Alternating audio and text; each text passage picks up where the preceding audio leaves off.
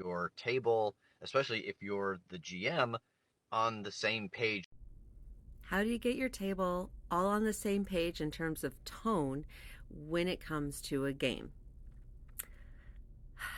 That answer is going to depend on a couple things. Let's talk. So, for some of us old school folks, we're like, well, you just get a bunch of friends together and you just play. And if someone doesn't like what's being played and gets all, and this is in quotes, folks, butt hurt, then they're free to, there's the door, they're free to leave. I get that. Unfortunately, or fortunately, depending how you look at it, the landscape of TTRPG game mastering playing has radically changed. Yes, at its heart, it's still a bunch of people, generally friends, who get together on a probably a semi regular basis whenever the schedules allow, right? And they it's like, hey, I want to run this, and that's what's run. And if you like it, great. If not, then well, maybe the next campaign will be a good thing. But now we are talking, you have paid GMs who run games online for people who actually pony up their hard earned money to do this. And more than likely, at least some of them are not friends or even know who the other players are ahead of time.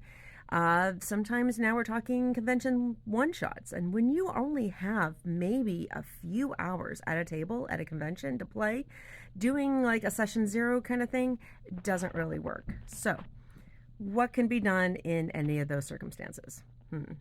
So, for a one shot, let's just do the easy one first. For a convention one shot, generally you're talking 4 hours, maybe even a 2 hour game. So you have a very limited time.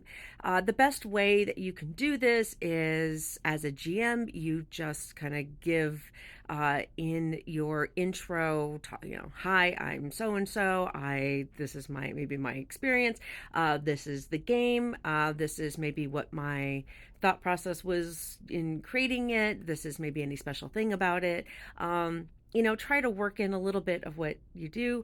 If you need to say, hey, this is supposed to be a really fun romp. This is supposed to be kind of really dark and kind of serious kind of so if this really isn't your thing, I get it. No problem. Whatever the convention allows for that. You basically set it right down and then you just have to roll with it. There's not much you can do about it. You hope you get a good set of players and you run with it. Personal experience. I've had some amazing tables. People who come in, they pick up the character sheets, they get into their character, they run through it. We have a fantastic time. Absolutely phenomenal.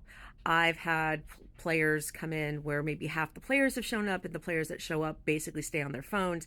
They just do not want to engage. I don't even know why they're there. Let's just be honest. And it's really, really hard when you're a GM and desperately trying to get people engaged and they just really, they don't even want to deal with it. Maybe it's just something they're doing while they're waiting for their friend. They just jumped in. And there's not much you can do about that. I have had a group of people. They were playing a Star Trek game last year at Gen Con, and I absorbed a couple extra players from a game that didn't work. We made room for them. It worked out. Unfortunately, the poor kid who was playing the captain was one of those very young TTRPG players. He hadn't been playing for very long. He was very, very nervous. And a bunch of these really big personalities kind of came in and were just tight. It was like a tsunami over him. And there was one player who just wanted to sit there and joke with his friends. And he was very big and loud. And it was just overwhelming, even the players that were trying to play. We took a break, and I'll be honest, I saw this poor kid struggling and I knew I had to step in as a GM, and I did. And I asked as kindly as I possibly could, hey, look, this kid is a new player. I appreciate the jokes. I appreciate the humor. It's been a wild ride. If I could just have you turn it down from 11 to maybe an 8, that would be great. And then we can really kind of work and keep going.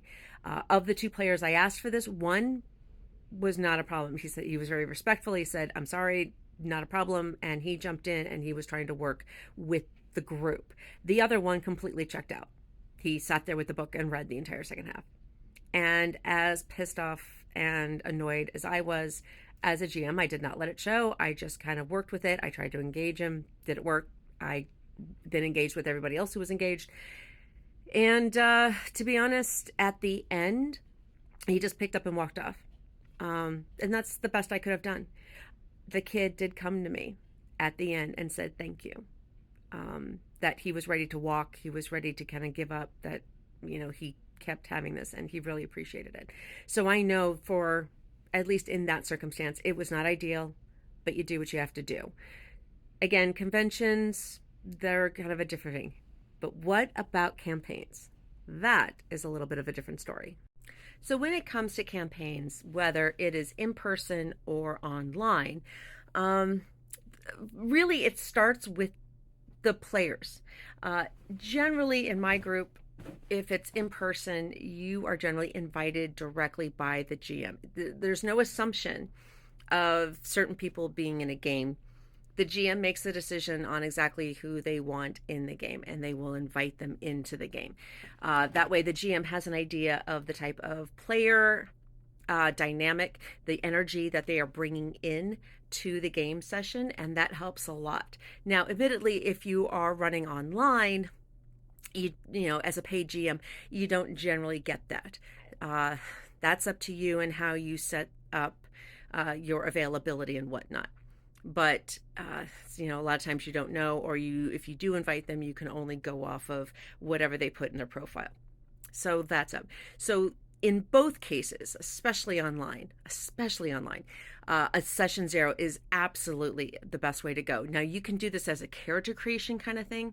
Hey, we're all going to sit around, we're going to make our characters, we're going to be involved, and we're all going to talk and see if this game's going to work, and give everybody the opportunity.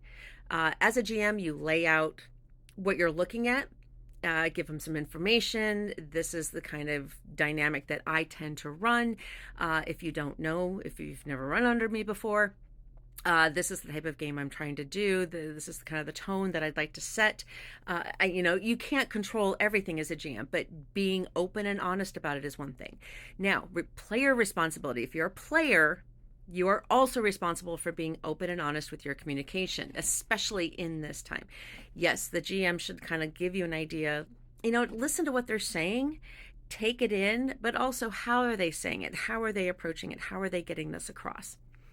And the players, for GMs, listen to your players when they come back and they say, hey, this is kind of my play style and this is kind of what I do. How are they presenting that information?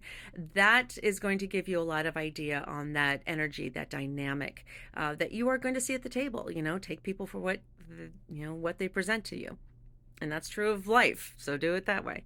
But the more open and honest communication that you can do, especially during like a session zero or character creation session, it kind of works both ways. So that way you're not, okay, I'm going to sit everybody down on this one session and we are just going to look.